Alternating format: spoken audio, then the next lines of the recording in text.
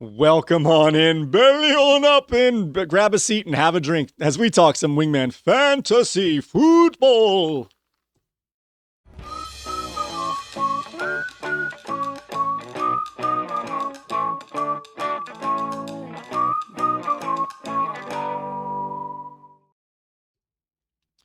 Welcome on into another edition of Wingman Fantasy Football, the League Podcast. I'm your host, Michael Furley, and as always, I'd like to thank all of you, or any of you who may be watching or listening to the show tonight. This is Friday, October 31st. It's Halloween, and we have episode 185 for you today, where we do our Week 9 preview. And it's my great pleasure to welcome back to the bar, Mr. Bernie, a.k.a. Team B. I'm Cuban B. Yes, Cuban B. How you doing tonight, Bernie? How's it going? I am doing all right. Do you think this bar has Bloody Marys? I can't find any. I'm going to say nope. But I appreciate the ask. We'll get that for you next time. We'll have that locked, stocked, and 2 smoking barrels for you. All right. In this show, guys, we're going to set the slate for the weekend's primetime games, check in on some player news and practice reports, check the activity of our waiver wire going into Week 9. We'll also preview our featured NFL games as selected by you, the audience. We'll go over this week's matchups in the Wingman Fantasy Football League. We'll see who's on top of the newest and most updated power rankings. And we also have our starts of the week for week number 9. We have a great installment of a fourth and long with Bernie, and we grab our controllers and select our teams in this week's Wingman Jam. And we'll also dive headfirst into that mailbag. But before we do any of that, let's make sure that everybody is in the room. Wingman Assemble! All right, now that everyone is here.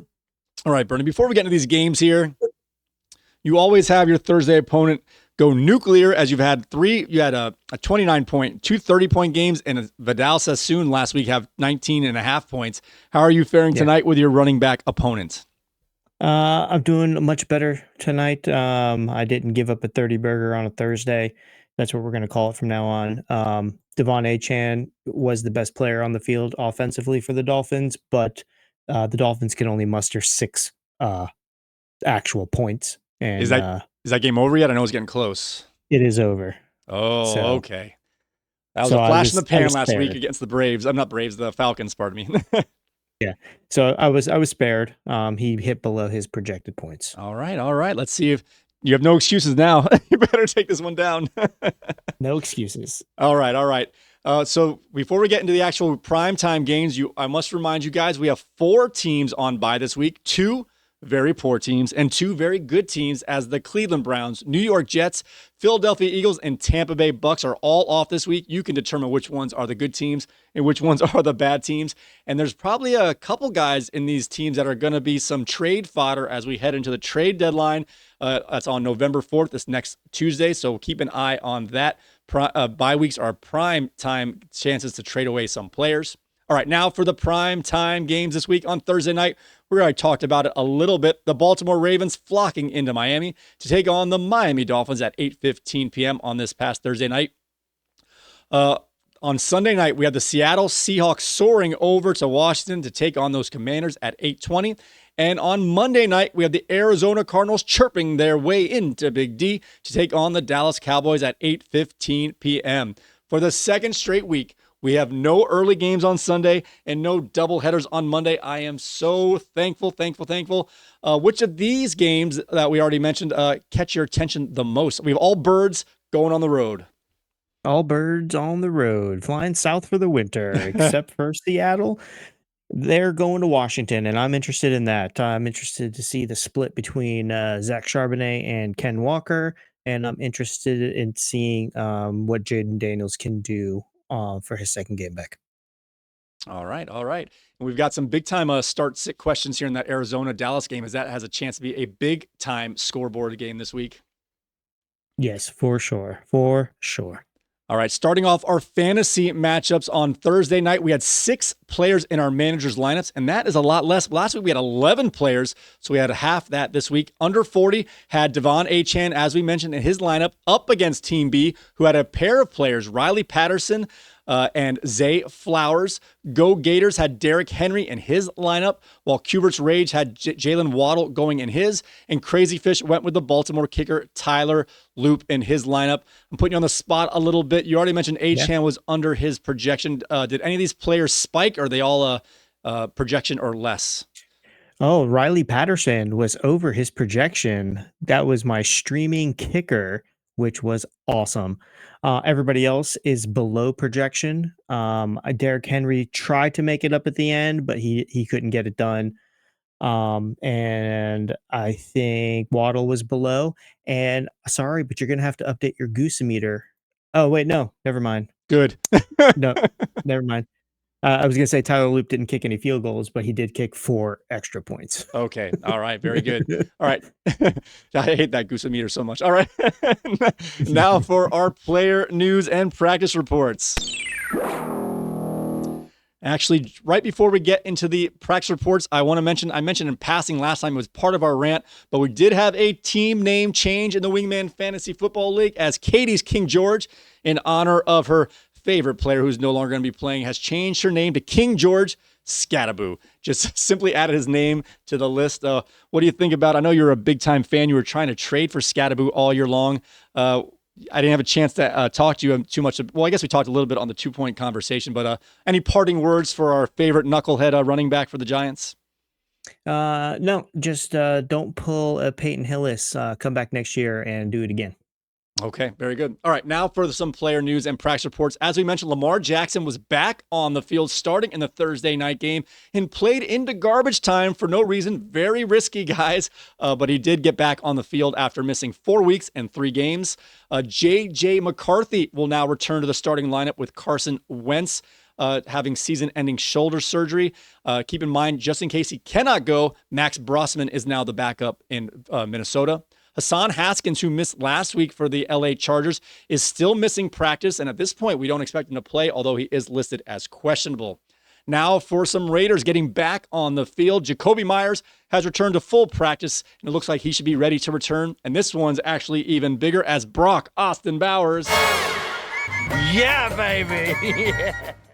We haven't had a chance to play that all season, as he's missed he's only played 2 games this year, but Brock Bowers has returned to practice off the injury report. All the quotes are he is ready to roll, and he will be back in the lineup on this Sunday. Puka Nacua Hakuna Matata has logged full practices after missing a half a game when he got injured, a full game after that, and having the bye week seems just to be the amount of time he needed to recover from his hamstring injury. He should be good to go. Jaden Daniels is getting full practices in. He is no longer on the injury report, and he should be good to go for that Sunday night game. Although these soft tissue injuries are a little sketchy, so please have a backup plan just in case something arises in the latter part of the weekend here. But Jaden Daniels should be back on the field. And after watching, I haven't really watched Marcus Mariota. His arm is a lollipop arm. He was throwing so high and so slow. I'm glad to see him off the field, hopefully. Terry McLaurin, this is awful news. He missed 4 games, 5 weeks, 4 or 5 games with a quad injury. Came back last week, was the only good thing in that game in terms of Washington. Aggravated the injury. He's already been ruled out for week 9. Nico Collins, who missed last week due to a concussion, has already cleared the concussion protocol. He has no injury designation, and he should be back in a decent matchup against Denver, especially if Surtain cannot play. Staying with the Houston Texans, Christian Kirk is off of the injury report as well. But Woody Marks has been added to the injury report midweek with a calf injury. This appears to be a new injury, and this is going to be interesting for his availability going into week 9. All right, we're going to go over to our San Francisco 49ers. I hate these reports for Brock Purdy. They're all so lukewarm. He's progressing, logging his 8th consecutive limited practice, still listed as questionable. And there is some doubt whether he's going to play or not in week 9, while Mac Jones is getting in full practices ahead of week 9. And Ricky Pearsall, man, when he left the game, 3 or 4 weeks ago with that knee injury, he was jogging on the sideline, using the bike to try and get back in. He's not practicing once again and most likely going to miss his 3rd or 4th straight game. Ricky Pearsall is not practicing again. Tyler Shough from New Orleans has been named the starting quarterback this week in a tough matchup against the LA Rams. And the indication is he's going to be the starter going forward until they see him play and change their minds. And we have Kyler Murray was listed as limited all week, but the chatter is he should return to the lineup. Keep in mind, those guys, Arizona is the Monday night game. Dak Prescott's already going to be rostered. So if you want to play Kyler Murray, have Jacoby Brissett on your lineup and your bench just in case something happens here with Kyler Murray. And Travis Hunter was added to the injury report also with a midweek injury, a knee injury. So he is now listed as questionable. Brian Thomas still is dealing with that shoulder injury, also listed as questionable. All right, we'll take a break here. That's a lot of guys.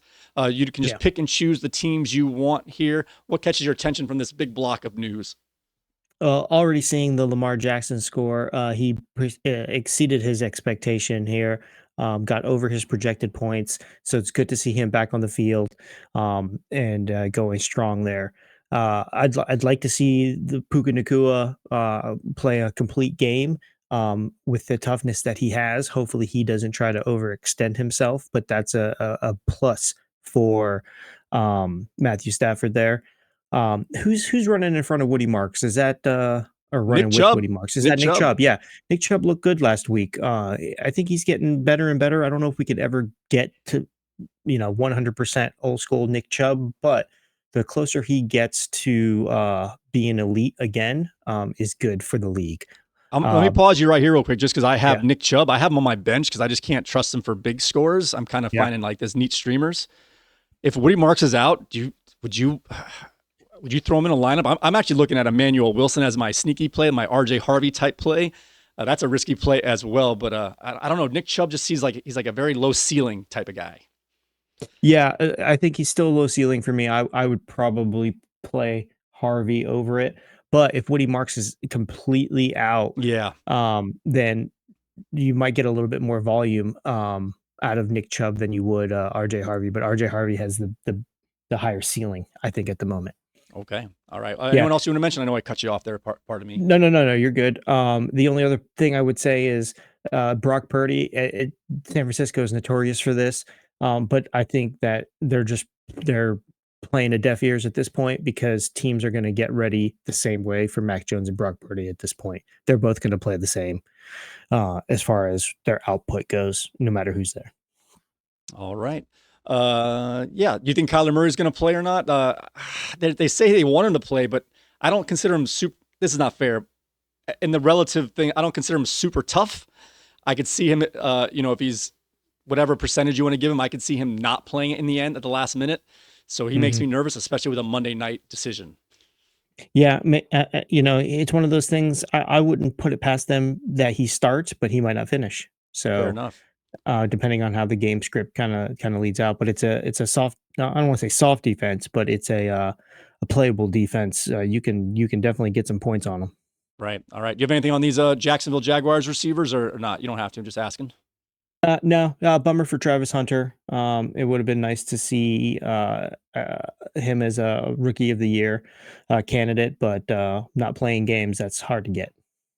I was curious because they're coming off the bye, how much they would have, they kind of were working him on both defense and offense to start the year. They've been definitely phasing him more towards the offense. I think he plays like, less than 9 snaps on defense and more like 85 to 90% on offense.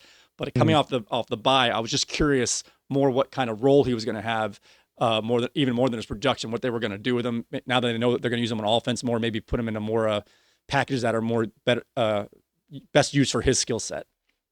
Yeah, I think their offense probably needs a bigger playmaker, so it makes sense. All right, moving on to our next block of news here. We're starting in Atlanta. Michael Penix Jr. has been limited this week. He's actually behind expectations in terms of his practice availability. They were hoping that he would be getting first-team reps by now, but he's still been limited, which means there's a chance for Kirk Cousins to make another start. He just needed to shake the rust off, guys. He'll be good this week, I promise, if he gets in there. All right, staying with the Atlanta Falcons, Drake London, who missed last week with that hip injury.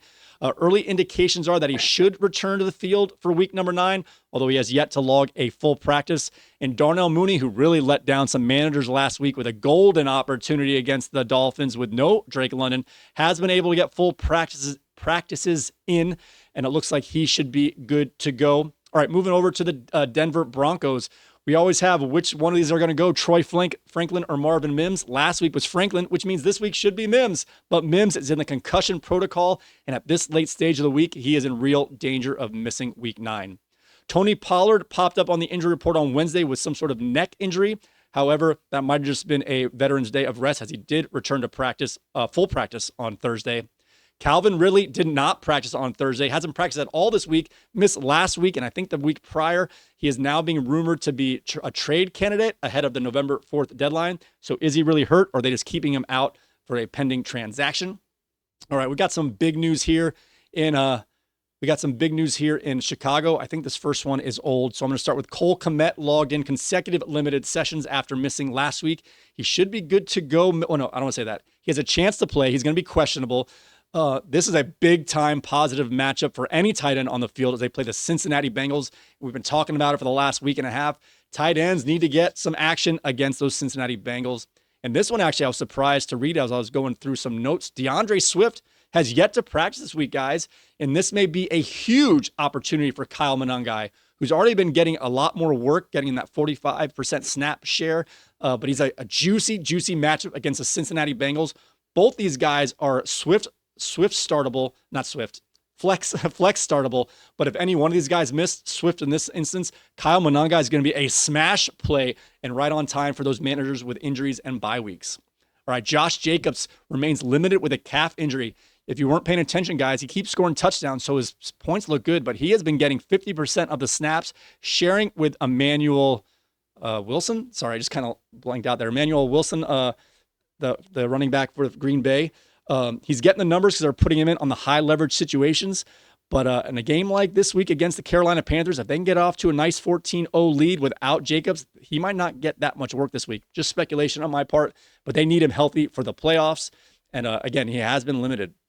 Dontavian Wicks, Green Bay receiver, who missed last week, has yet to practice once again, meaning Christian Watson, who has been questionable as well, he only had 50% of the snaps last week coming back from his injury. Looks like he might have a chance to increase that snap count. All right, Joe Flacco, we mentioned it here. This is sneaky. He's dealing with a shoulder sprain. He did get on the practice field in a limited capacity, however, on Thursday. The Cincinnati Bengals and Flacco both really want each other to play here as they need Flacco, but keep in mind he's an older guy. If he doesn't respond well to treatment in the end of the week here, they're going to go back to Jake Browning, which would be a huge bust for all offensive players for Cincinnati. So this is a big swing here, depending on which quarterback plays. Follow that news tightly. Oh man, this one is really big news in my opinion. I've been trying to get his backup in trades every week, and I keep getting denied. But Ramondre Stevenson is dealing with a toe injury, has missed practice both days this week. Treon Henderson might get some action here, guys. And Bryce Young has returned to a full practice. Looks like he should return to the lineup as Andy Dalton's actually dealing with an injury. They've already called up Mike White from the practice squad. It looks like Dalton, it won't be good to go. Bryce Young is looking like he should be good to go, but if he can't, Mike White is the emergency start. And Isaiah Pacheco suffered that MCL sprain in week 8, has yet to practice, listed as questionable for week 9. He's also listed as week to week in terms of his recovery. I expect him to miss week 9. All right, we got a lot of news here. We got some Chicago Bears, Atlanta Falcons. Let's see what else. The Ramondre Stevenson is a very interesting one to me. And we've got our Green Bay Packers with Josh Jacobs and Wicks. Any of these guys that you want to talk about a little further? Michael Penix and Drake London will probably be on the field because them playing at 80% is better than Kirk Cousins at 200%. Darnell Mooney should, if he can get on the field, should have a big game. I think so too. I think last week was a knock off the rust and a really anomaly. I think he's going to bounce back big time. Yeah. Mooney is sneaky good. As far as the Chicago Bears, I don't even know, man. I'm so torn with the Chicago Bear offense. And all of these players, none of them really matter. If Caleb Williams can't get his timing down, can't get his feet still, can't get his eyes right, I don't know what's going on there. He's just doesn't seem like he's progressing. He almost seems like he's regressing when he's got pressure in his face. So I'd be worried about the Chicago defense, even though it is a good matchup. And then as far as Green Bay's wide receiving room, that's going to get sticky because isn't Reed scheduled to be coming back within the next week or so?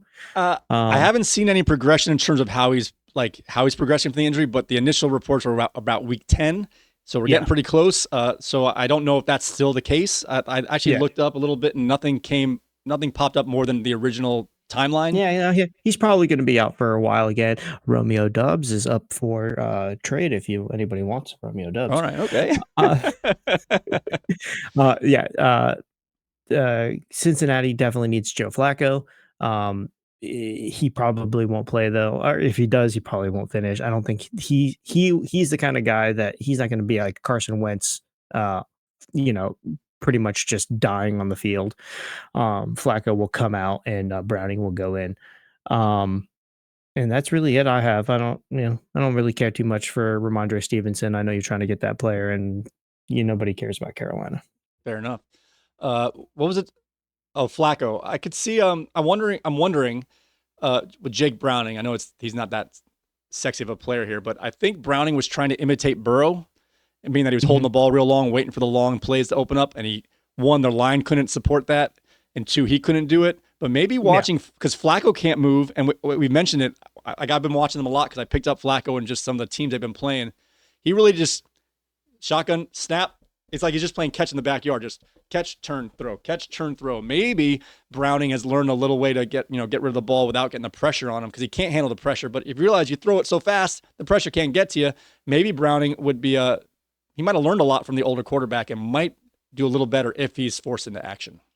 Yeah, maybe. But the advantage that Flacco has is he could probably get through extra read or two with that kind of speed, as opposed to Browning, who it's just not there. That's why he's not a starting quarterback. And Flacco is a ring holding, championship winning journeyman. Did you happen to? I don't spend a lot of time on Flacco here, but he's pretty fun to talk about while he's still playing well here. Did you watch that the end of that Thursday night game against the Pittsburgh Steelers a couple weeks back? Not the end of it, no. So he was on the desk after the game because they won. They came to the whatever you want to call it, the main show there. And they hit, I don't know if it was a 4th down, but it was a big play where he hit Josephus down the middle. And they were talking about the play, and he remembered the play, obviously, because it was later in the game. Not that he would forget anyway. And the way he broke it down, he's like, we've been working this play, and if we see this coverage, I know I'm going there. And the safety came down, and I was like, oh my gosh, he's going to be so open. So like you said, it's not so much that he throws it quick, it's that he knows where to throw it quick. Yeah, exactly. So he knew where he was going. So he was like, right when I snapped the ball, I turned my head away and threw it right down the middle and knew he was going to be over the top on this because he just knew the combination of patterns to the defense, which regardless of arm talent, Jake Browning might not be able to process that. Exactly. And that's what it is. That's an NFL starting quarterback at his height. Very good.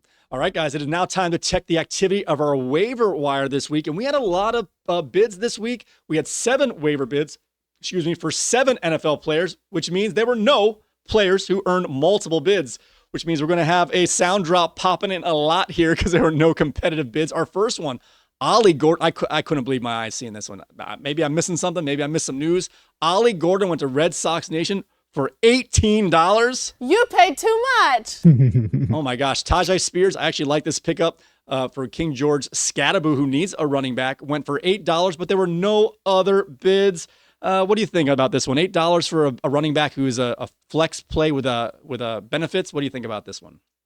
No, I think Tajay Spears is coming on. $8 might be a lot, but 8 compared to 5, 5 would have been probably a reasonable second bid for me. I'm okay with $8, but Ollie Gordon for sure. I'll give her the benefit of the doubt. She's probably emotional losing Scadaboo. She's like, I need a running back here. So I'll give her the $3 emotional bump here. All right, Mark Andrews went to Red Sox Nation for $3. A great pickup if he would have just put him in his lineup on this tonight, which we didn't mention before, unless I'm wrong. I don't think he was in the lineup tonight. He was not in the lineup. Oh, man. Andrews and Lamar were on benches. Lamar was on the bench? Yeah. That's right. I didn't mention his name. Are you serious? No. 25 points on the bench. Oh my gosh, Nick, what are you doing? Okay.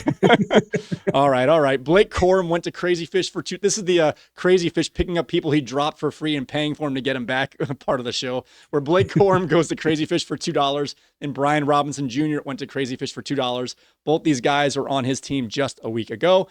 Joshua Carty, we know he likes to party, went to King George Scattaboo for $2, and the Jacksonville defense went to Go Gators for $0. All these bids are pretty normal for backup players and special teamers, except for that Ollie Gordon. And I do want to mention that you last week spent $10 on defenses and kickers. This week you also picked up kickers and defenses, but spent no money. So you waited till the free agent market opened up, and you got the same type of quality players for zero money. Yeah, I did some deeper dives into the defenses as far as projecting out certain weeks. And I figured, you know what, they're all going to get me about the same amount of points. So I learned my lesson from last time. Well, you picked up Buffalo last week, right? That's what you spent money on. I did pick up Buffalo. Well, I they were played awesome Buffalo, last week, so and that was they good. Yeah. exceeded. Yeah. So. All right, guys, it is now time to get into our NFL game previews as selected by you, the audience. We have our 3 featured games. Starting off our game number 1, we're going to go over. This one is 2 bad teams, but very interesting, as we have the Chicago Bears heading over to the Cincinnati Bengals. This game has a 1 o'clock kickoff on Sunday, Eastern time, of course.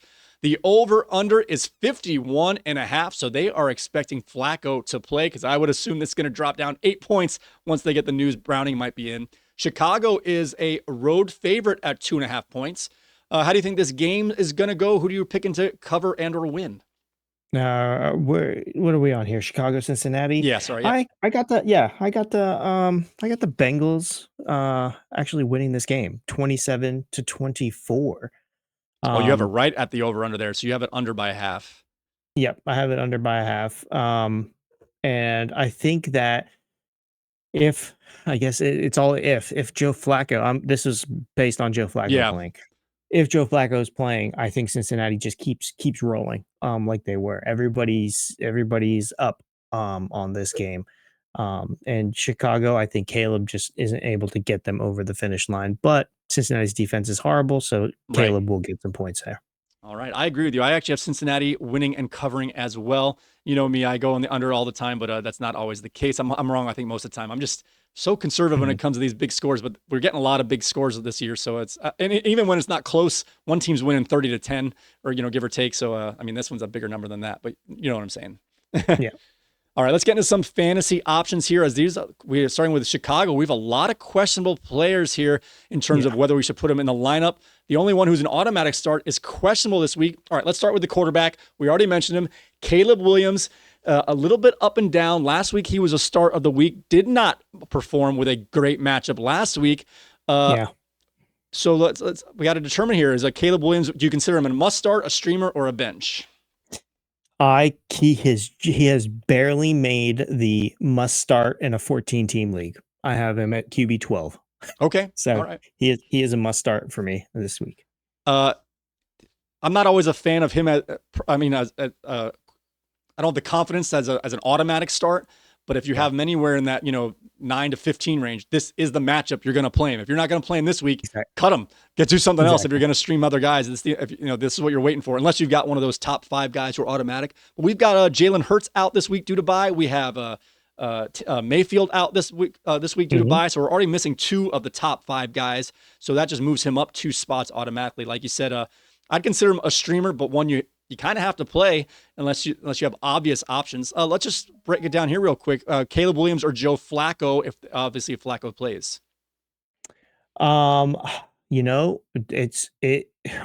That's a tough one. It's almost a toss up for me, just because I know that Cincinnati's offensive weapons are healthy, or more healthy than Chicago's. Right. Chicago's got too many ifs, maybes on the injury reports here. So, it really would be a toss-up, and based on Caleb Williams burning myself in the past, I might lean towards Flacco if I had him. I think if they were both, I won't say 100% healthy, but if I knew Flacco was going to finish the game at whatever health he is, Flacco's ahead of him by far. The only reason Caleb, and I still have Flacco ahead. That's just how much I like him better than Caleb Williams. But the only way I would put Williams ahead of Flacco is if I was really worried about Flacco finishing this game. Yeah, and the Cincinnati defense. Exactly. So, All right, let's move to the running back here. I had him in his the way I break these down. You don't see my sheet here too much. I mean, you do, but you don't know what I mean by it. When I have them without the slashes here, because they're the automatic starts, if you will, of the group. I have DeAndre Swift, but that was before I read the news today. All right, so Swift, if he's active, is he an automatic start? He's kind of earned that, although he is starting to share time more with Monangai, even though Swift is getting the touchdowns, if you will. As Swift, what's your thoughts on Swift? Because there's a lot of question marks here based on sharing workload. Great matchup again, and he is a little banged up. So what's it going to take for you to start or sit Swift? I had him as a must start, obviously prior to the news here. I think that Swift is fine. If he returns to practice by Friday, then he's got a great matchup here. They're like the 32nd ranked rushing defense. So Swift is a must start. I think the coach has got him in the right headspace, the right game plan. So it's a go for Swift. Well, I'll just say this. Swift was an automatic start for me until that news, and he actually shook me when it came to our Wingman Jam. We'll do a little spoiler there, but if he's active, you got to play him, and you're just going to watch and hold your breath to see if that workload stays at least 55% his way, and if he gets the long runs or touchdowns. Again, if he's active, he's earned the right to play, especially again matchup. If you sit Swift when he's playing, you might be right. But it's just like, that's a crazy call. Yeah, exactly. All right, let's get to our receivers here. These guys aren't automatic plays, although one seems to be more than the other. You have the question here, DJ Moore, is he on your bench once again? Or we have Moore and Adunze. I think Adunze has earned the right to be more highly regarded than Moore. What's your thought on both these receivers, whether they are automatic starts, streamers, or benches? Adunze is a must start, and Moore is a risky start, I think, for me. You're absolutely right. The Adunze has earned it. He's shown better chemistry with Caleb. Caleb has shown, I'm going to just say it, favoritism towards Adunze. And the Bears will keep losing games until they get DJ Moore more involved. He's the key to unlock this offense. So let's get it together, guys. So you have Moore on your team. I know you've been actually doing, I don't want to say good, but you've been, after the first, whatever number, 4 or 5 weeks, you've been looking to try and sit him when you have the chance. Again, This is about matchup. If you're not going to play Moore this week, when are you going to play him? Are you going to put him in your lineup this week, or do you have just such good options that it's easy to bench him? Well, right now he's on the bench with Caleb. I actually have Caleb as well. Just because I've got Jared Goff coming back off his bye. And I think the only option I would have would be George Kittle or Moore, or Zay Flowers, who I started over Moore. Those would be my only two maybes. Your team's pretty deep, man. Your team's way better than mine. I don't have those kind of options. That's a tough. It seemed obvious to say Moore, but when you said Kittle and then Zay Jones, even Zay Jones had a good matchup as well. That is a tough choice. Yeah. So he's on the bench now. So Flowers has already played. So Kittle would be the guy I had to take out. And I don't know. It's the Giants defense. So I don't know if I would do that. Okay, fair enough. All right, we got a tough choice here in that last flex spot between Moore and Kittle. All right, moving over to our flexes and or tight end combinations here. We got Kyle Monangai, Luther Burden, who I didn't put him in the news because he doesn't do too much, but he's also injured to some degree. I think he's questionable. I'm not sure his status going forward. But anyway, Monangai, Burden, and Colston Loveland? Colston Loveland, yeah. All right, what do you have on these guys? I got some stuff to add on here, but these are like our flex guys, generally speaking. How many of these guys can get in your lineup, and how many guys are you avoiding altogether? Monangai, he's a desperation flex play for me right now. Only reason I would even consider him is because of the favorable matchup and with any injury risk here. Colston Loveland, the Bengals are allowing the most fantasy points to tight ends, but Loveland has been kind of disappointing with limited targets. Yeah. Cole Kmet left though week 8 with his back injury, so potential increase, but I don't really like potential when it comes to fantasy points. I like to see at least something the week before or something in the game plan. Luther Burden, he's in concussion protocol. He Okay, thank you. missed he missed Wednesday and Thursday practice, so he's Okay, thank you. unlikely to play. If you knew Komet was in right now, he's questionable. He didn't miss last week. Would you would you rate Komet higher than Loveland? I feel like you got to get a tight end in this game against the Cincinnati Bengals. Yeah, I would. But here's the thing: it's comes down to Caleb. Is Yeah. Caleb going to utilize it? Is he going to like? He might have the play for it, but he might not get to the read, or he might shake it off, or he might need the tight end to block. That's the problem that I have with Kittle right now. Oh Is that yeah. they're using these blocking tight ends to block because the O line can't handle it, and the QB needs the time. You know, that's a really interesting point to the blocking, because I was like, almost we're saying, like, well, in my opinion, like if Komet's out, Loveland gets more opportunity. If Komet's in, maybe one can block and one has more of a pass catching opportunity. You don't have double duty with both of them. So actually, that's almost making me think Komet comes in, Loveland has a better chance, depending on which one is the more prone to blocking as opposed to receiving. One of them is going to have a better chance to explode if they both play. That's an interesting point right there. Yeah, and Caleb needs all the time and least amount of pressure he can get to be successful. I will tell you, whichever one is your favorite. Obviously, I would go with the rookie because he's just Komet's a better player at this point, but Loveland is one of the highest rated tight ends coming out of college, kind of thing. He's got the pedigree if he can just put it together. I'm looking to try and get, again, your favorite Loveland, in my opinion. This time, I might be wrong. At least in your tight end spot, but like in our league, I'm even trying to find a way to get him to a flex spot if you're desperate and you're looking for that random guy who's going to just like, I'm going to put him in. You're going to be like, what? He's in the lineup and he did what for who? So I really want to get a tight end in this matchup against the Cincinnati Bengals. Yeah. It's absolutely the right play. You just got to watch the targets. He's got to get the targets. It's the only way he's going to get the ball. All right, we spent a lot of time on the Bears here. It's a little easier here with the Cincinnati Bengals. Let's try and run through these a little faster. All right, Joe Flacco, if he's active, we play him. That's pretty easy, I would say. Yep. Chase Brown the same way. I think he's tied direct. Well, I think all these guys, honestly, all these guys are tied directly to Flacco. Jamar Chase, you're playing no matter what, but I think Chase Brown and T. Higgins are even more directly tied to Flacco. If Flacco's in, I think you can play all three of these pass catchers and running backs. And then Samaje Perine has looked really good in terms of running back. He's getting a little more of the snaps on the field and carries. But again, he is just a what the heck flex, depending on if he gets in the end zone or not. Chase Brown is the main guy. I'm not saying which one's better, but you kind of can't play them both. What do you think about all four of these guys? Chase Brown, Jamar Chase, T. Higgins, and Samaje Perine. Yeah, I have them in that order. I have Jamar Chase, T. Higgins as definitely must starts with Flacco playing, obviously, and I have Chase Brown as a riskier start in this particular game, and I think that Samaje Perine, he's going to have a minimal role at this point behind Chase Brown because the game is not going to have any garbage time. This is going to be a back and forth all the way with Chicago. Are you sitting T. Higgins and Chase Brown if Flacco's out? Yes, for sure. I think so too. You can't sit Jamar Chase just because he's Jamar Chase, but right. I would definitely sit all of the other assets if Flacco's not playing. All right, guys, we're going on to our next game here, and the theme is points. This is a huge game. I was almost afraid. Almost didn't want to pick it because it almost seemed too obvious. All these players are so good, so hopefully we can go through this one quicker, but it's still a great NFL matchup as the Kansas City Chiefs are heading over to Buffalo to take on the Bills at 4:25 Eastern time on Sunday afternoon. The over-under on this one is even higher than the last one, 52.5 points, and the Kansas City Chiefs are a road favorite at -2. How do you think this game is going to go, and who do you have to cover and or win?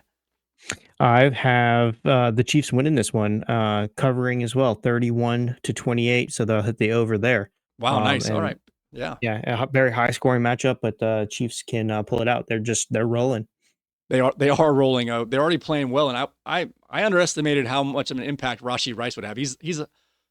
He's averaging the most points per game as a receiver, only 2 games, mind you, since his return. That's pretty impressive, and he's looking dominating out there, more athletic and fast than I recall. Yeah, and I think honestly, this game is going to come down to the defense, and I think Kansas City just has a little bit better defense than Buffalo at this moment. I don't disagree with those points, but I'm going the opposite way here because maybe it's to the home team. I'm going with Mhm. Buffalo to cover and win this one. We'll try and remember this one. We don't really go over what we picked. We don't have time to do it, but I am curious. We're going the opposite sides of this one. All right, Mahomes, automatic start, number one quarterback in the league. That was going to be Yep. my rant, except Scatterboo had a shelf life. I had this guy on my team twice. He was a 8 and 9, 10 quarterback the last 2 years. Now he bounces right back. He was number one before I had him, number one after I had him. I'm pretty pissed off at Patrick Mahomes and his timing of a good play, but Mahomes is an automatic start. We mentioned here Pacheco is banged up, probably gonna miss. He did a little better last game, but Kareem Hunt goes from not doing anything to being the touchdown superstar. We've been waiting for Brashad Smith to kind of break out in that secondary role, but now with only two running backs, I'm not going to lie, Brashad Smith I was intrigued by, as anytime you have a rookie with two older backs and or injured backs, but he hasn't really impressed me. Let's just assume Pacheco's out here. How would you rank Brashad Smith and Kareem Hunt?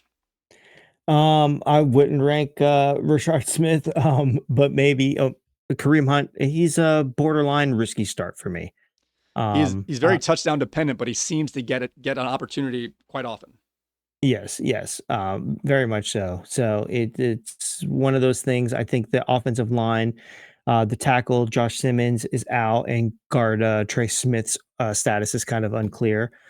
So the running game might not be there as much, and I think that Mahomes might poach any inside the five Okay. touchdowns. You know what? And I didn't think about that. He's been running quite well all year, but in a game like this where he's seeing Josh Allen do some of those things, he might be like, I can do that too. Yeah, exactly. All right, moving over to our receivers. This one, I kind of had these grouped together, but it seems like they are separating here. Rashi Rice has been a superstar since coming back. You've got to put him in your lineup no matter what. And Xavier Yep. Worthy, I don't know how much of it is that he got hurt that first week. He's really not been super involved. They give him a couple screens outside, but I haven't seen him break away anything. Is Xavier Worthy worth playing as a wide receiver 3 or flex, or are we just gonna? He's not really producing, and I don't want to blame him because he had a pretty bad injury to start the season. Yeah, he's a borderline risky start for me. The only reason I'd say that though is because he's going to be the third option behind Rice and then Kelsey. So it might just be a target thing at that point. And the Bills, they allowed the ninth fewest fantasy points per game to wide receivers. So might not be a big game for the third look Gotcha. receiver. All right, heading over to our what the heck flexes maybe here. We have Thornton, Hollywood Brown, and we'll put Juju Smith-Schuster in there. I'm going to break off Kelsey because he showed last week that he is still has some of it left here. Thornton, Brown, and Hollywood Brown and Schuster. Smith-Schuster, what do we think about these guys? Ever since Rashi Rice came back, Tycon Thornton, who was doing really well, was honestly one of their top receivers, and Hollywood Brown, but Yeah. they've really not done much since the return of Rashi Rice. Yeah, I think Worthy takes their spots basically as far as the flex position. I would be benching and avoiding all three of those guys for now. I think Thornton is a drop at this point. Hollywood Brown probably hold on to him just in case someone gets hurt again. Yeah. And then Travis Kelsey, we know he's been not great all year, but he's had 3 double-digit scoring games this season. That's all you can really ask for out of a tight end. So he's an automatic start in the tight end position. Is he worth playing as a flex among other receivers? Yeah, I think he deserves a flex spot. He's definitely a solid tight end start, and I would give him a solid flex start as well. All right, let's move over to our Bills side of the lineup here. Our first two guys are automatic as Josh Allen is a top 5 quarterback once again. James Cook is in the top 3 or 4 of running backs after last week's monster game. Now we have to go to our receivers and or tight ends. These guys are, I think one guy is starting to rise, but it's always a kind of hit or miss which one's going to show up here. We got Keon Coleman, Khalil Shakir coming off a big game. Can he do it again? And Dalton Kincaid, who started off pretty hot here, is slowing down with his injuries. What do you think about these pass catchers, Coleman, Shakir, and Kincaid? Yeah, so solid starts for me is Shakir. He's the highest target per route run rate amongst all the Bills pass catchers at 27%. Um, I would say that Kincaid is up there as well. I think he's the second best target option at 23% for Josh Allen. And with the Chiefs likely to play a zone defense, Kincaid should be the primary outlet for Allen when the pressure builds up, if Allen just doesn't run it himself. So that put Coleman in the third spot. I think he's a good flex option, but he's a borderline start for me. With that being said, there with Kincaid, is he risen to the a chance? Has he risen to the call of being an automatic start in terms of tight ends? And where would you put him in the flex conversation? Yeah, I think that he is going to be. I think he's the same right now as Kelsey. Okay. I'd rate him the same. I'd rate him as a solid tight end start, and a good flex start. Okay. All right. Very good. Very good. And then I did want to mention, I don't know if he's going to be ready for this game, but they did call up, I don't know how they phrase it because it wasn't that important, but Gabe Davis has been activated from the IR and back with the Bills here. I'm not sure if he's going to be active on the roster, but his IR stint is now over. Yeah, I don't have anything on Gabe Davis. Sorry. Fair enough. Go UCF. There you go. All right, our last game on the one, man, these point over unders get bigger and bigger as we go. This one is very intriguing. Again, similar to our first game with Cincinnati and Chicago, this is all about the matchups. Arizona Cardinals heading to Dallas on Monday night, 8:15 p.m. Eastern time. The over under on this one is 53.5 points. Wow, wow, wow. As the Dallas Cowboys score over 55 points, not them, but their games, 5 of the last 7 times, and they get close to 70 points, it seems like. Dallas is favored at home in this matchup at minus 2.5 points. How do you think this game is going to come? That's a big over-under, and we can see Arizona, they stub their toe sometimes, so I don't know if I can trust Arizona keeping up their side of the bark. It's possible. The matchup's so good, but you have to really trust the Cardinals, and they don't invoke trust. Let me just say that. Yeah. No, I've got this Cowboys 34, Cards 30. So I have this hitting 64 total points. So I have it going over. Obviously, this is all hinging on Kyler Murray starting for me, and being able to produce those points. I went back and forth. Who do you have winning this game? I put Arizona in when I wrote it down, but reading back this, I'm like, I can't trust that. I don't know. Cowboys 34, Cards 30. Oh, sorry, you already said that. I apologize. Yep. Okay. All right. You're good. All right, getting to some of the players here. Kyler Murray, he's been a little disappointing in terms of his overall stats. That is, he's coming off an injury, so we think he's going to play at this point. We're just going to talk about this, assuming he's going to play. The matchup is there. The trust is not. Does Kyler Murray make it into a lineup? Yeah, I think so. I think he is probably around the 8, 9, 10 area QB ranking. Okay. It's got a good matchup, like you said. And he's got versatility. You know, if he's running any sort of option plays, then he's going to be dangerous to get some yards with his feet. So I will say this: I was looking up some of the matchups in this one. I don't have it memorized here, but essentially Dallas gives up 1, 2, or 3 in terms of quarterback points allowed, which is obviously that's the good matchup. But they give up the second most rushing yards to the quarterback per game, which seems to fit in Murray's thing, but he is coming on that foot injury. So I don't know if you want to consider the foot injury when it comes to this. It's a good matchup, and he's the type of player that takes advantage of this type of matchup, what they give up. So let me go back real quick between Caleb Williams, Joe Flacco, Kyler Murray. Can you rank those 3 for me, as those are going to be kind of your back-end streaming style quarterbacks? Yeah, I'd probably put Kyler Murray ahead of them both. For me personally, and this is just a vibes kind of feel, I'd put Flacco ahead of, so it'd be Murray, Flacco, then Caleb. I don't disagree. I think that's probably right. I just, for some reason, I trust Flacco more than Murray, but they're both coming off injuries one way or the other. You might be, that's close. Let's put it this way. I have Williams third in that group as well. Yeah. I don't think if you've got all 3 of those guys on your team and you got to pick out of those 3, you probably won't go wrong with any of them. The injury risk would probably want you to play Caleb just to make sure that those other quarterbacks finish games and don't aggravate something. True. Good point. All right.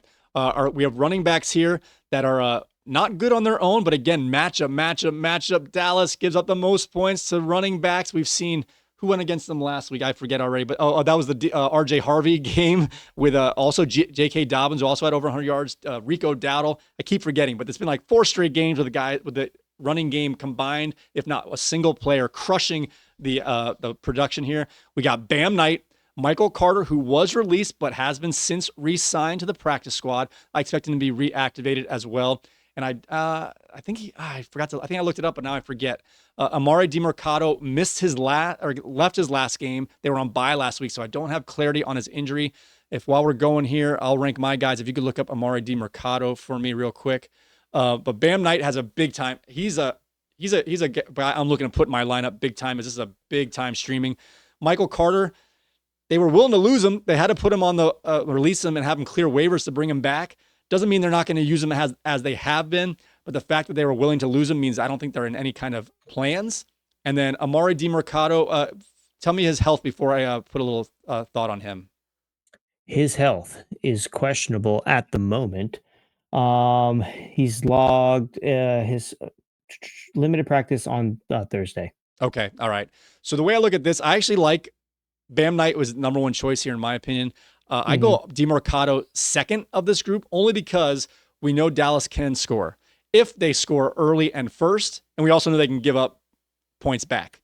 If they get up by 2 scores and this game becomes more of a third down back style, 2-minute drill style here, Amari DiMercato is going to be the one on the field. And we've seen him get big, long plays, even though he messes up mentally sometimes. Big, long plays, and he scores touchdowns and only a few carries. If you can double or triple the amount of attempts he gets due to game script, he's very efficient and effective with his carries. Again, he's not a great player, but the type of player in this type of game, I would not be afraid if you are screwed. If you've got guys that are hurt or going to be inactive or bye week, I would not be afraid to put Amari DiMercato, pending health, in this game as a very sneaky. I can't believe he played that guy and he scored that points. I like both these running backs, Bam Knight and Amari DiMercato. Tell me about what you think about these running backs here. Am I crazy on the DiMercato part? And is Bam Knight an automatic start? No, the Cardinals, their whole running back situation has issues. It's had it all season, no matter who the back is. So only 30% of Arizona rushing plays have gained 5+ yards. That's 31st in the league. It's Dallas. It's Dallas. Yeah, I know. The Cowboys' run defense has been terrible, but the running back by committee situation makes all Arizona backs risky. But if I had to put them in order, that's that's the order I'd put them in, the same order as you. I'd put Knight, DiMercato, then Carter. Well, that's kind of why I'm leaning DiMercato a little bit, because like you said, they're not very good at running the ball with the amount of like long runs they have or whatever, however you broke down that stat. But if they get in the passing game and some screen dump offs, DiMercato, we see that the Cowboys just refuse to tackle people that are running around in the defensive backfield. So if whoever can get there is going to get a decent long play, and I think DiMercato is the best chance for a long play. Yeah. All right, let's go over to, man, why do I have the wrong receivers here? Let's go over to the receivers here. Marvin Harrison, a juicy matchup. One of those guys you have to play because of matchup, but again, the trust factor, similar to Kyler Murray, is just not there. What do you have on Marvin Harrison? Zay Jones, if he plays here, and I put Kincaid, but I meant McBride. McBride. Yeah, so McBride is the start with confidence for me. He's the tight end one facing the 31st ranked passing defense in total here. So over his last 3 games, McBride has 23 receptions on 31 targets for $187 and 3 touchdowns. So he gets the top billing as far as receiving goes. Marvin Harrison Jr. is a solid start. I would say this could be his breakout game, his huge breakout game. I wouldn't put it past them. So he's probably ranked in the wide receiver 10-ish area for me. Oh, wow. Okay. Yeah. And then Zay Jones behind Harrison and McBride. It's going to be targets. That's going to be the issue for me. So I would probably bench or avoid Zay Jones in this game. So I look at the matchups first as I look at my starts of the week, and I wanted to go with the Arizona receiver. I just can't trust Marvin Harrison. And I think his projection is probably a little too high mixed in with that. I think probably like 12 or 13 points. But again, where we keep talking, if you're not going to play this guy this week, when are you going to play him? Might as well trade him or cut him if you're not have the confidence to play Marvin Harrison or any Arizona receiver in the matchup against the Cowboys. You just gotta. Well, do you have Harrison on your team? I do not. Thank goodness. Oh, I was going to say, I'll trade you straight up more for Harrison. And then we both can sit with them and look at it and go, I don't know. I'd rather have Harrison than that duo, to be honest with you. But they have similar trust issues for sure. Exactly. All right, moving over to the Dallas side, Dak Prescott has earned our trust, even though he had a down week last week. I think whenever he has down weeks, it's not because of his yards. It's because they score only 2 or 3 touchdowns and they go to Javonte Williams. When they score 4 or 5, he has a chance to get all 4 or 5. as he still can pass the ball to Javonte Williams. Dak Prescott's an automatic start. Javonte Williams, I think he's the number 7 running back this year. His lowest game is like 9 points, and he's usually in that 15 to more range. He's been really solid and a decent matchup.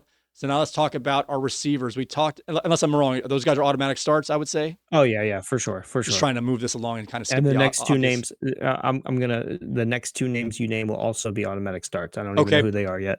Pickens and CeeDee Lamb. I was going to say they're obviously we're going to start them. The only conversation we had last time is with both of them playing, they kind of cap the ceiling a little bit as they both got 12 points, but neither of them scored a touchdown last week. If you give one of those guys a touchdown, those 10 to 12 points become 18 points just like that. So we expect Dak Prescott to throw at least 1 to 2 touchdowns, and I would assume one's going to a receiver. I mean, that's just an assumption, of course. Yeah. So let's go to Jake Ferguson here. In that same, is he worth playing? He had a down game last week. Now that CeeDee Lamb is back, is he worth playing as a tight end and or a flex?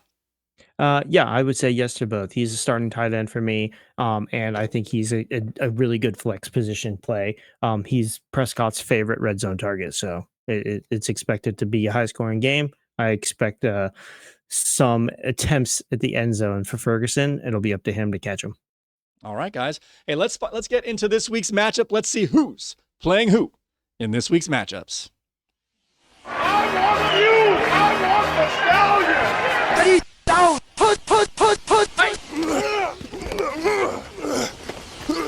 This week's matchup.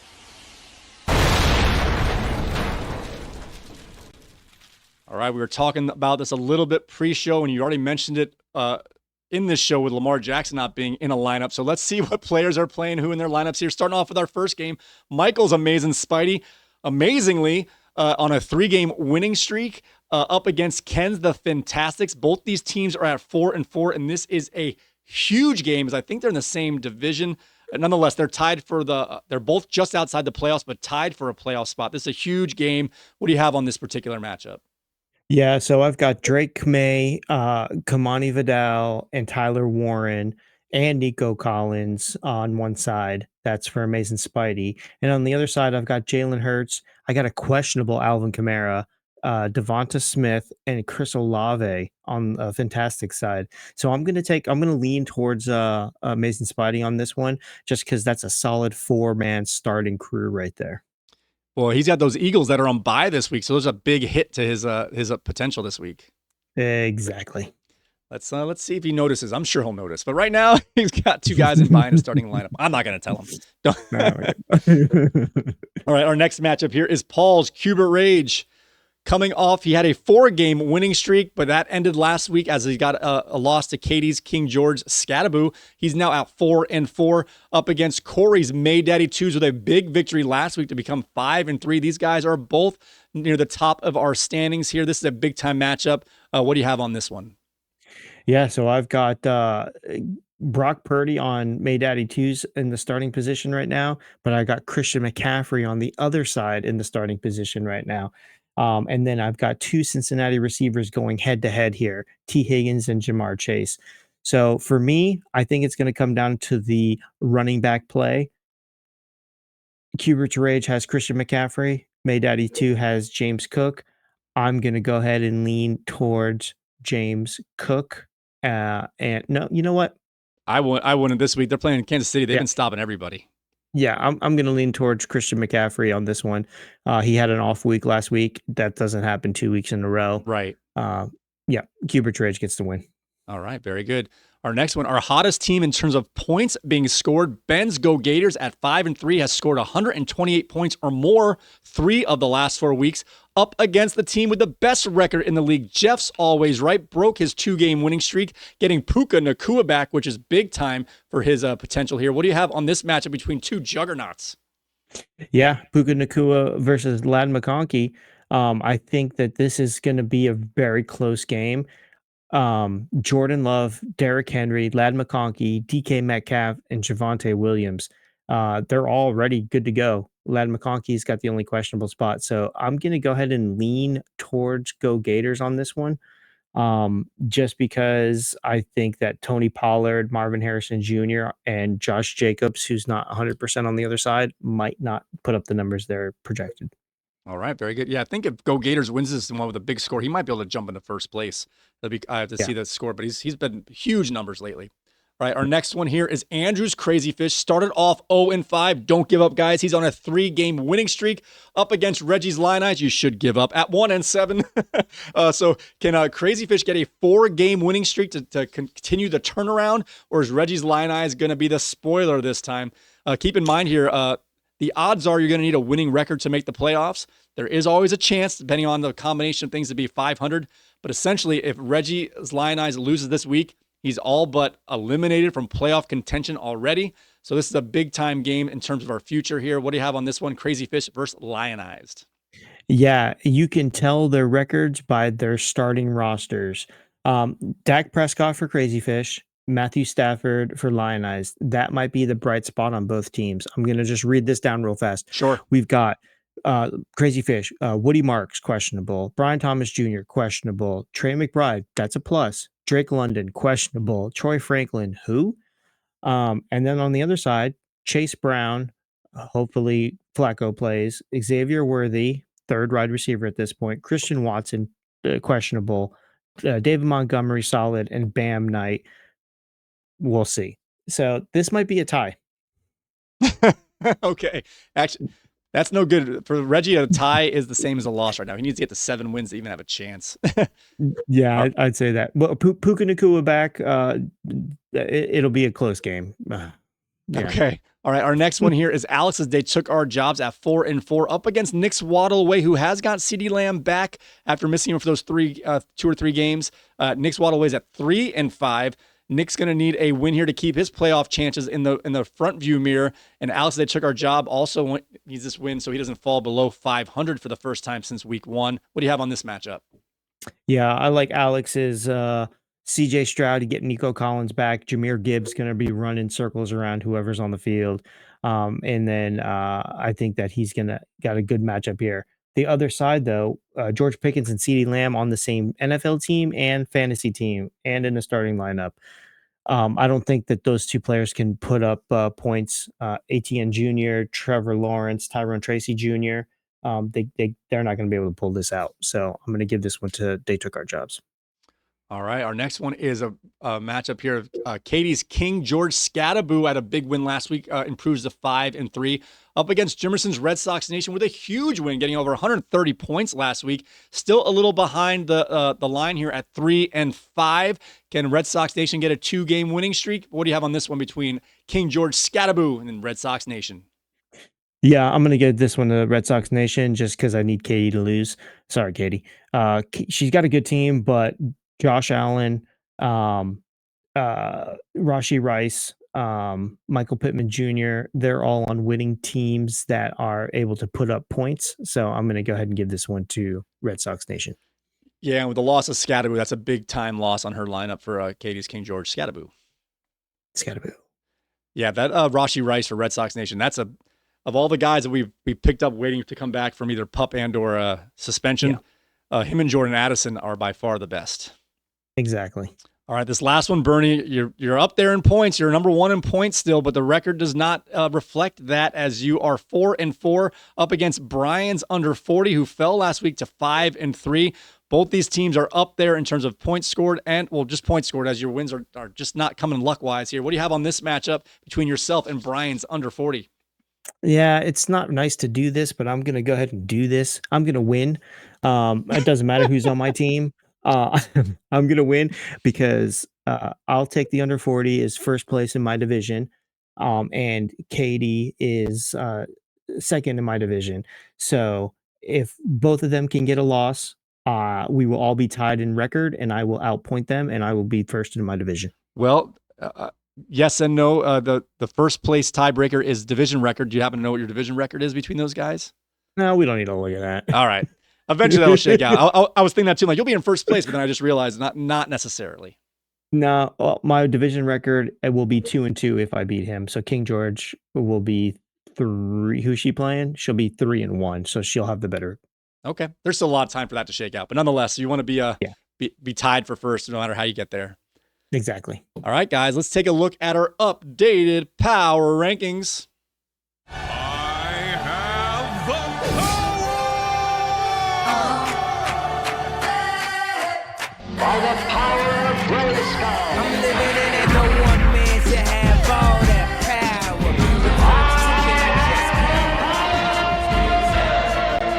Wingman Power Ranking. All right, we're going to go through this a little as fast as we can here. So our first four are all the same, always right. Team B, I'll take the under 40, and Kubert's Rage maintain the top four.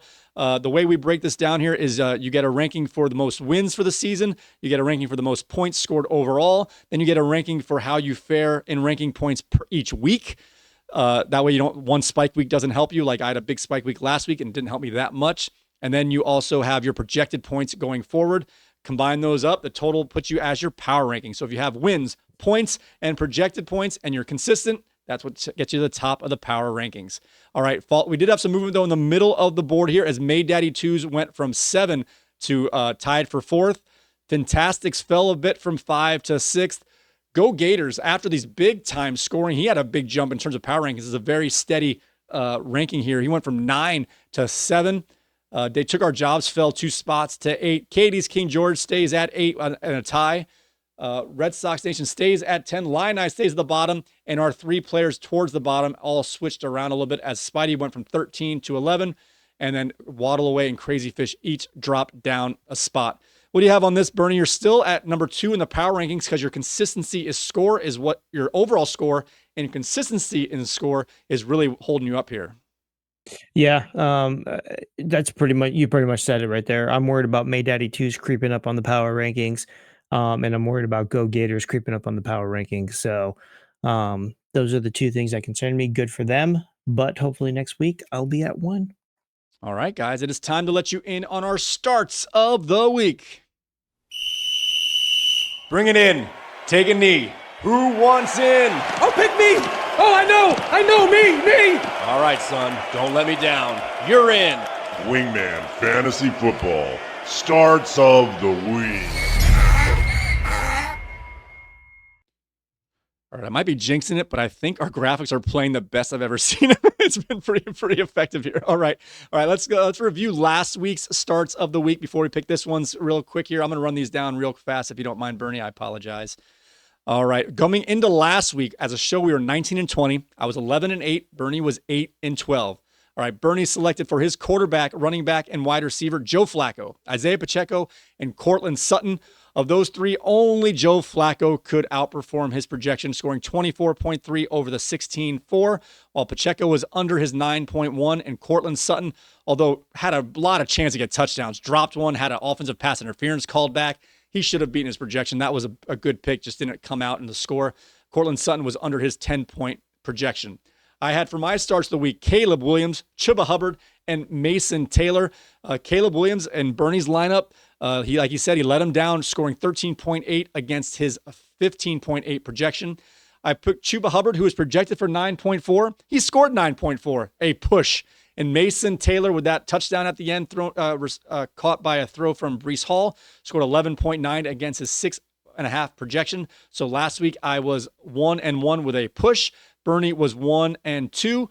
So last week as a show, we were, 2-3. So we are now 21-23 as a show. I'm now 12-9, while Bernie falls to 9-4. Oh no, Bernie. All right, let's improve that this week. Let's get into our starts of the week for week number 9. Bernie, why don't you start us off with your quarterback start of the week? All right, I got Mr. Geno Smith on the Las Vegas Raiders, not doing very well, projected at 15.8. I just have this strange feeling in my gut that Geno Smith is going to have a good game against the Jacksonville Jaguars. Are you sure you just want to go poop? All right, I'm sorry. Okay. All right, you picked one of my opponents here, so that always makes me nervous. He's either going to have awesome. I don't know. He's either going to have an awesome game, an awful game, or somewhere in the middle. Okay. Sound like Mike. Yeah, those are your 3 choices. I sound like Mike McDaniel all of a sudden. All right. All right. My quarterback star of the week. It was tough to do this, and looking at the matchups here, I'm going with the old man Aaron Rodgers versus the Indianapolis Colts. The Colts I know the Colts give up the 10th most points to the quarterback position, but as we see, they score a ton of points, meaning their quarterback, if he's at least competent, will have to throw to keep up. That's the risky part here. Do we consider Aaron Rodgers competent? At this point, I am, although I don't trust that saying. So I have Aaron Rodgers as my quarterback start of the week. Go ahead, mock. That's all right. Go ahead. All Yeah. right, go ahead. Sorry. For my running back start of the week, I've got Mr. Ken Walker III. Now, you might say to yourself, wait, Geno Smith, Ken Walker, these guys are not producing fantasy points. Yes, he's projected at 10 fantasy points. He will get a touchdown this week, and that's all he needs to get over that 10 fantasy point mark. He's going to get the yards. He just needs to get in the end zone. Zach Charbonnet, take a seat, take a break, have a cup of tea. All right. You picked your own player in your own roster. Always a risky move, but a bold move. I like it. All right. My running back start of the week. I'm going with the streamer guys. Bam Knight. Zonovan Bam Knight versus the Dallas Cowboys, who give it the third most points to the running back position. Like I said before, if you're ever going to put this guy in your lineup, this is the week to do it. Bam Knight is my running back start of the week. Oh, he's projected at 7.5 points, which is a big reason why I put him in there. That low projection, he's got a great chance to beat that. Who do you have for your receiver? Yeah, so you're looking at Lionized worst team in the league's roster, and you said, I'm going to pick that guy up. Okay, never mind. All right, for my wide receiver, I have a tight end. That's right. Geno Smith, Kenneth Walker, and then a tight end, Tucker Kraft. Projected at only 10. Didn't we lock you in the dumpster? Projected at 10.4 points is Mr. Tucker Kraft going against the Carolina Panthers, who has given up the 9th most fantasy points to the position. And Tucker Kraft is coming off a career game last game. So, Mr. Kraft, go make it some stinky cheese. All right. My receiver start of the week this time is this is a real risky one. He's got a higher projection than I like at 11.2 points. Jauan Jennings. This is contingent. I mean, I'm not going to change it on this, but my thought is if Brock Purdy plays, he's the receiver for this team. So I'm not going to change it because of Brock Purdy, but this is what I'm hoping for and counting on. Brock Purdy's return to help Jauan Jennings have a big day. They're playing against the Giants, who give it the 5th most points to the wide receiver position. So Jauan Jennings is my receiver start of the week. Man, this is the worst fantasy rosters ever. We're going deep, guys. We're getting close to 500, and we want to make sure we don't come close to that going forward. All right, guys, it is now time for my favorite Friday morning segment, and I think it should be yours. It is time for a 4th and long with Bernie. Go for it. This measurement could determine the Giants' It is time for 4th and long with Bernie.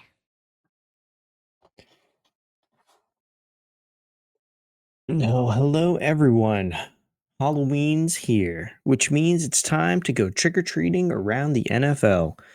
Some teams are handing out king-size candy bars. Others, they've got the lights off and they're pretending nobody's home. Let's walk through the neighborhood and see what we're getting. First house on the block, and it's the one with the full-size Reese's. The decorations are over the top. Everyone's talking about it.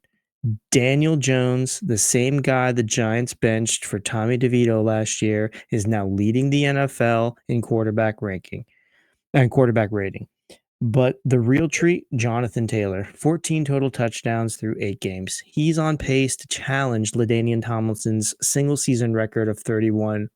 Through 8 games in 2006, Tomlinson had 14 touchdowns. He won MVP that year. The Colts, they're 7-1, and nobody saw that coming. Gotta love that house. Right next door, Baltimore Ravens. Total buzzkill. Lamar Jackson missed 3 games with a hamstring injury. When your 2-time MVP is out, you're not handing out candy. You're just trying to keep the porch light on. They're 2-5. The house looks haunted, and not in the fun way. Across the street, you have the New England Patriots. You've got the comeback story of the year.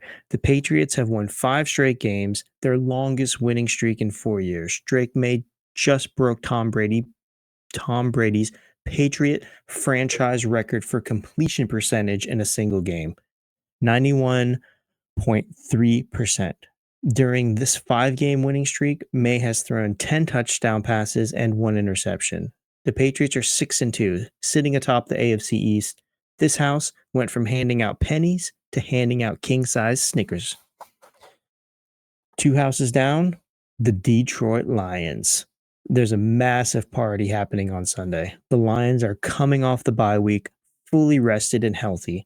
With a plus 64 point differential, fourth best in the NFL, they're hosting the Vikings in a huge NFC North showdown at Ford Field. This is a statement game. This house is the one with the inflatable decorations in the yard and the good candy inside. You don't skip this house. Keep walking. The Dolphins are 2-6. Tua is back, but it doesn't matter. This house is handing out fun-sized bags with 2 Skittles in them. You take it because you have to, but you're not coming back next year. Next door to Miami, somehow even worse, the Tennessee Titans. 1 win, 7 losses. Cam Ward is trying his best, but this team is giving out those peanut butter taffy things and the orange and black wrappers. You know the ones. They've been sitting in a bowl since last Halloween. Nobody wants them. Nobody's taking a second piece. Down the street, the Jets finally did something. They got their first win last week. It took them 8 weeks to finally turn the porch light on. And when they did, they handed out 1 piece of candy and immediately shut the light back off. They're 1-6. At least they tried.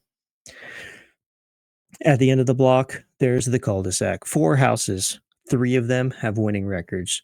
The Chiefs started 0-2, but they've won 3 straight. They're back. The Broncos have won 5 in a row. Bo Nix just dropped 44 points on the Cowboys. The Chargers, they're quietly 5-3 with Justin Herbert doing Justin Herbert things. And then there's the Raiders house. 2 wins, 5 losses. Geno Smith might be making his last stand.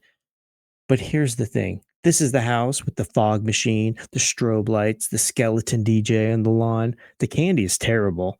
It's fun-sized Tootsie Rolls from 2019. But the party vibes keep people coming back every year.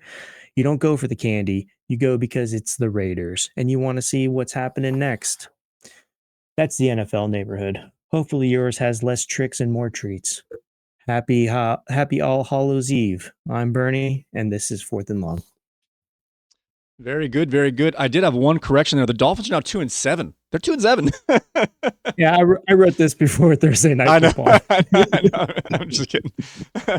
I wonder how much you said the pace for Jonathan Taylor. We have the extra game now that wasn't happening in 2006, so he's going to have that extra game to maybe try and break that record. That's going to be interesting. Oh yeah. He has 14 total touchdowns through 8 games. Through 8 games in 2006, Tomlinson had 14 touchdowns. So the same. Yep. Yeah. All right, guys. It is now time to take a look at this week's Wingman Jam. Wingman Fantasy Football. Wingman Jam with Bernie the Bounty Hunter and Amazing Spidey. Boom shakalaka.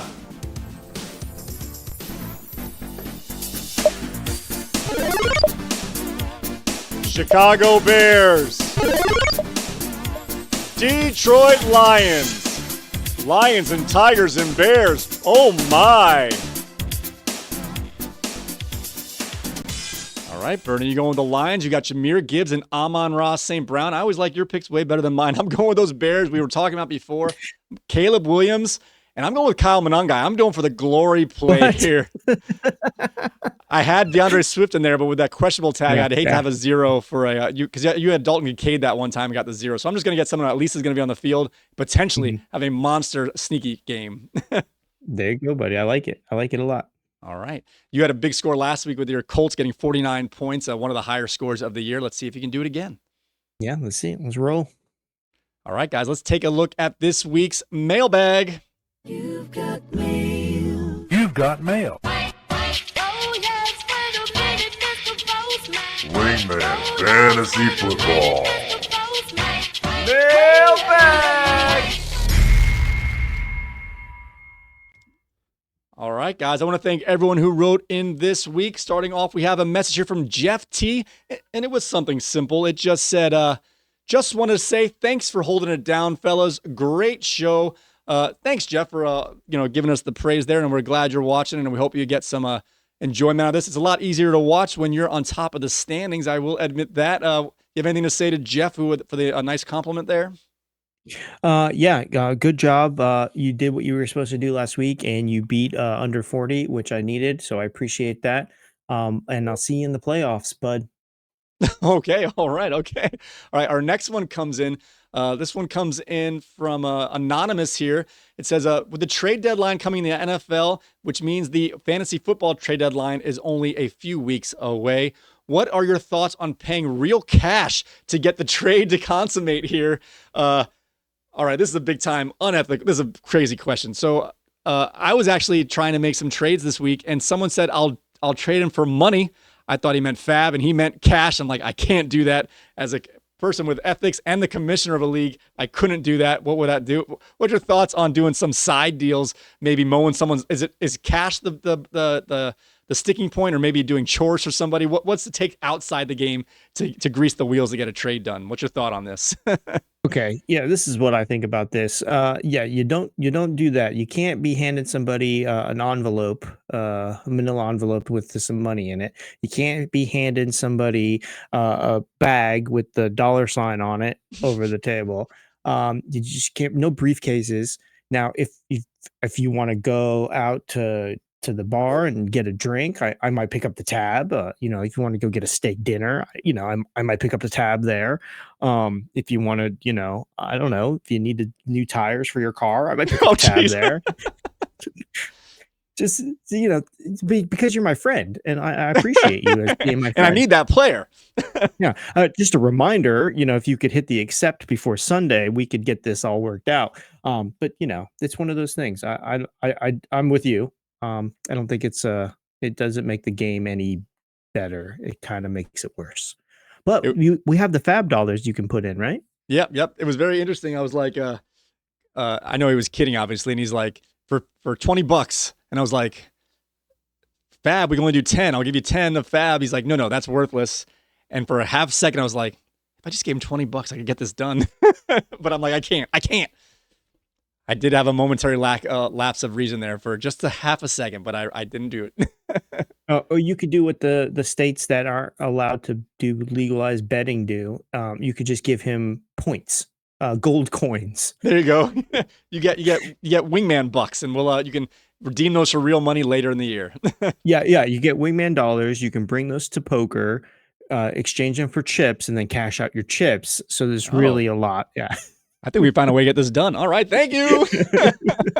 All right, guys. I want to thank you all so very much. Don't be a stranger here. Leave a comment there, guys. Pick your Wingman Jam tandems here.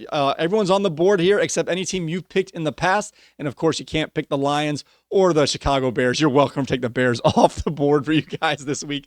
You can pick any other team out there. So do that by leaving a comment on any one of our videos, and I'll find it. Don't you worry about that.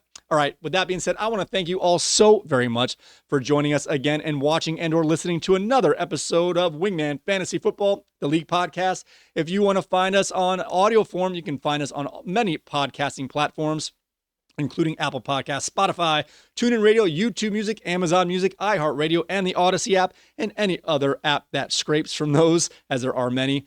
If you want to watch us, see our beautiful faces, our non-glitchy graphics, can you believe it? I might be knocking on wood here, but nonetheless, you can find us at our YouTube channel at wingmanfantasyfootball.com/YouTube or youtube.com/@ Wingman Fantasy Football. When you get over there, guys, do me the favor. Hit that like button, subscribe, hit the notification bell, and leave some comments. Let us know how much you like us or hate us. Either way, it's all fine with me. With that being said, guys, may your glasses be full, your mugs stay frosty. And remember, too much Halloween candy is bad for little kids. Just take it out of their bag and put it in yours. Very good advice. Happy Halloween, everybody. All right, we'll see you next time.